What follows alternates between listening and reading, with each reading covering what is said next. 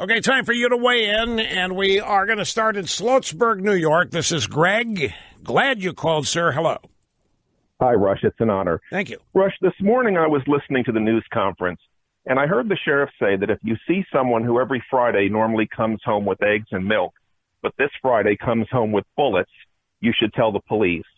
And to me, it sounded frightening, like something out of the old Soviet Union. And it got me thinking, why do we deal with bank robbery so different than we do school shootings?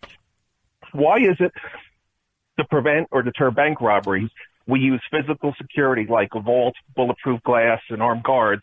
For bank security, we don't rely on people turning in their neighbors for unusual activity.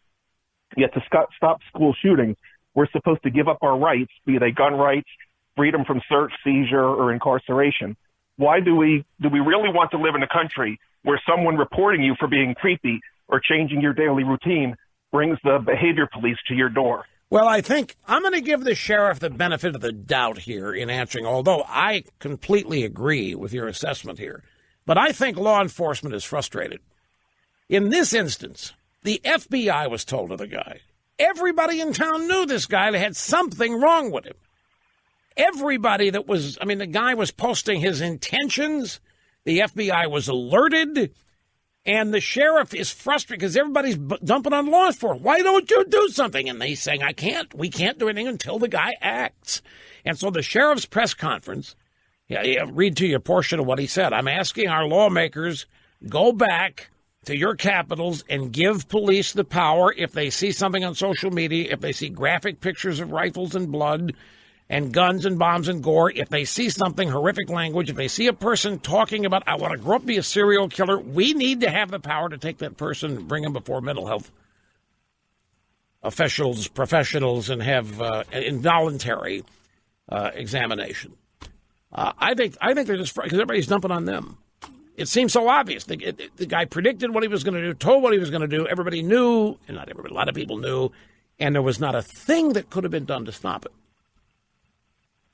According to the sheriff, he didn't have the power to stop it because of the things you just cited. He did not have the power to go get this kid out of his house and commit him to a mental health agency. So what is the answer? I think the caller is hung up. Okay. Well, wait. Snerdley's asking me if I think we're going to allow people to be put in mental health facilities. I must at this point assert, we got to all try to remember, there isn't anything that could happen here that hasn't happened before. Why in the 80s was there all of a sudden a massive homeless population? Because the homeless advocates determined that they had been placed in mental health institutions in violation of their rights, and they were released. The courts made the various agencies in charge of getting them off the street let them go, adhering to their constitutional rights. If they were taken off the street in violation of their rights, mental illness isn't a crime. Who are you? Asking authorities. So the streets of certain cities got flooded. So you're asking me, do I think we're eventually going to have roundups of the mentally disturbed? We've already done it. We've done that and more. This is one of the reasons that I'm approaching this from the way I'm approaching it.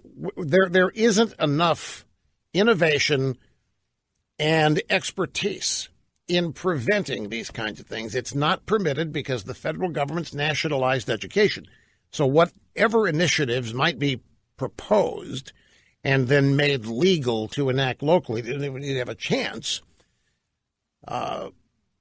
because it just isn't possible. Like the sheriff is just frustrated here. In this one instance, and I know that after the fact, 2020 hindsight, everybody has, but there are a lot of people say the guy predicted it or warned he was going to do it. Others predicted he would do it. The FBI knew, and nobody found a way to stop it. I have to take a break. I wish I didn't. I'm out of time. That's the only reason. We'll be back.